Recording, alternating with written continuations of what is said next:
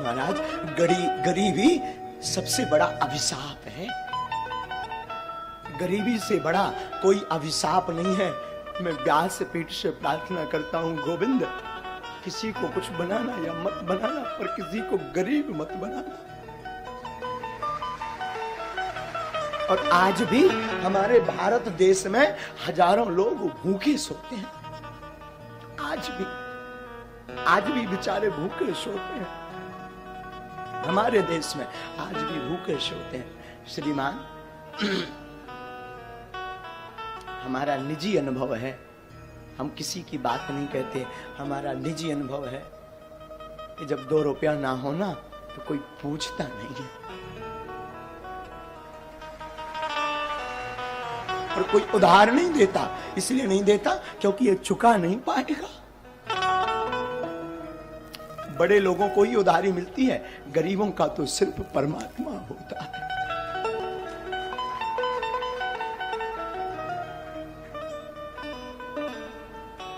आचार्य महोदय, जब हम अपने गांव में रहा करते थे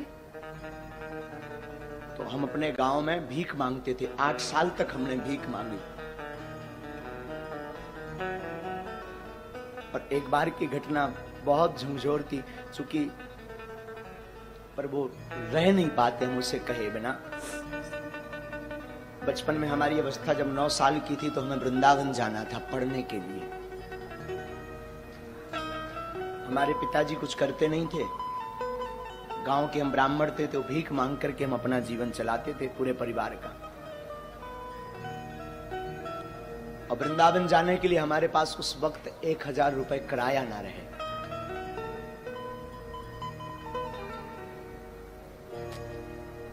सच कहूं, लोग उस वक्त निमंत्रण कार्ड भी नहीं देते थे, क्योंकि ये आएगा तो फटे कपड़े पहनकर आएगा तो हमारी शोभा खराब हो जाएगी।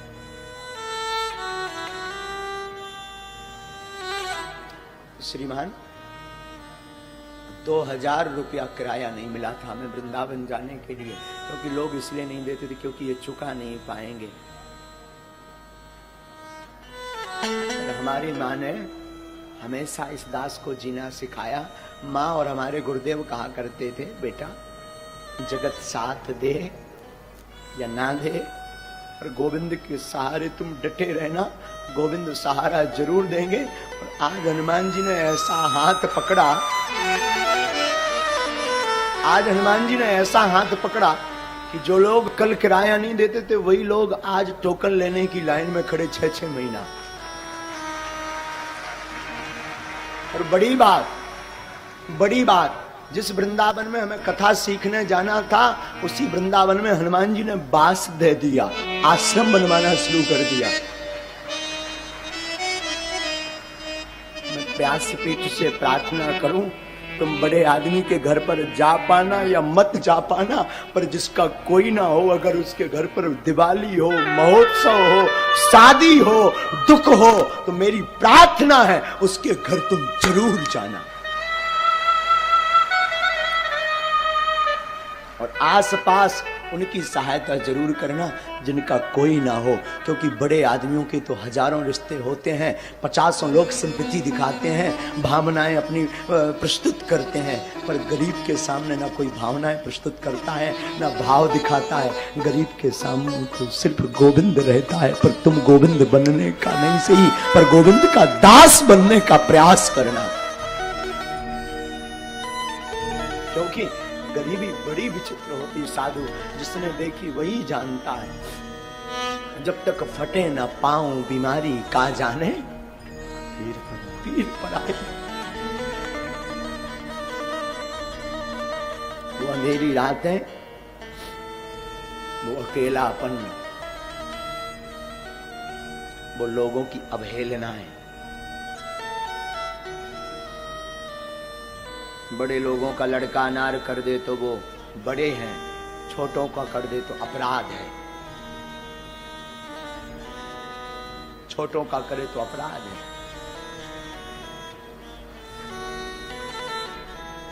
बड़े लोग फटे कपड़े पहने तो ये फैशन, गरीब पहने तो औकात। कि हमारे देश की दुर्दशा। बड़ा आदमी जमीन पर बैठे, बड़ा आदमी जमीन पर बैठे तो बड़े हृदय दिल का, और गरीब बैठे तो ये उसकी औकात। द्विपक्षीय हमारा देश है, द्विपक्षीय, तो द्विपक्षीय हमारा देश है। इसलिए बागेश्वर धाम की व्यासपीठ को हमने इसीलिए सिर्फ और सिर्फ उनके लिए खोल रखा जिसका कोई नहीं है। हम हमेशा बोलते हैं हमारे तन में जब तक प्राण रहेंगे, हमारे तन में, तब तक भागवत से या धाम बागेश्वर धाम पर दरबार जो लगता है उससे जो भी चढ़ोतरी आती है, हम कहते आपकी बेटियां आपको बोझ नहीं बनेगी, बेझिझक हमारे धाम आ जाना, पूरे विवाह का खर्चा बागेश्वर धाम लेगा। तो कोई सहारा दे या ना दे, तुम आ जाना बेझिझक। तुम्हारे हनुमान जी बाप का घर है बागेश्वर धाम, बेझिझक आना।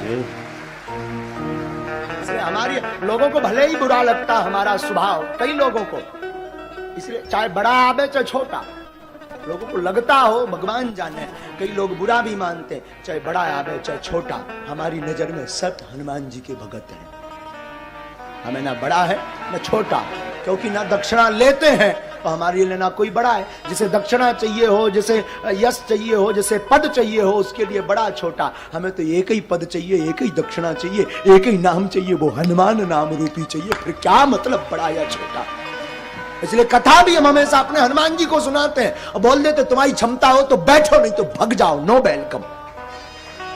हमारी कथा आपके लिए नहीं है, अपने बाप हनुमान जी के लिए है। तुम सुनो या ना सुनो, मेरा बाप तो मुस्कुराता सुन रहा ना, तो बैठकर सुनता है और मुस्कुराता भी अद्भुत साफ। वो तो खड़ा खड़ा मुस्कुराता रहता और सुनता है कथा को। तुम क्या सुनोगे और आप दक्षिणा भी क्या दोगे? दुनिया खुद भिखारी है, वो क्या दक्षिणा चुकाएगी? अंतर इतना है, गरीब मंदिर के बाहर भीख मांगता, अमीर भीतर जाकर भीख मांगता, भिखारी दोनों है। जगत खुद भिखारी है, तो क्या आपको देगा? मैं प्रार्थना करूं संसार के लोगों से आशा मत करना, आशा करना तो सिर्फ गोविंद से करना। जगत तभी आपको साथ देगा जब आपके अंदर होते के धोते होंगे। कुछ नहीं होगा तो जगत साथ नहीं देगा, क्योंकि सब भिखारी हैं। अंतर इतना, कोई बाहर भीख मांगता लाज लज्जा छोड़कर, और कोई जो है पर्दा के अंदर भीख मांगता, भीख दोनों मांगते हैं। मैं प्रार्थना करूं, बुरा जरूर लगेगा मेरी बात का, और लगे तो हमें कौन था लिया पर समझाने, करिया मो कराओ। लगे भी बुरा तो मुझे कोई व्यास पीठ ही अगर सत्य नहीं बोलेगी तो कौन सत्य बोलेगा। आजकल मंदिरों में भी वीआईपी सुविधाएं हो गई हैं, गुरुओं के पास भी वीआईपी सुविधाएं हो गई। मैं प्रार्थना करना चाहता हूं, सब उंगलियां एक सी नहीं होती, ये बात ठीक है, पर उनके लिए जरूर कुछ बनो जिनका कोई नहीं, जो 2 रुपया चढ़ा नहीं सकते, उनका जरूर बनो, उनका जरूर बनो।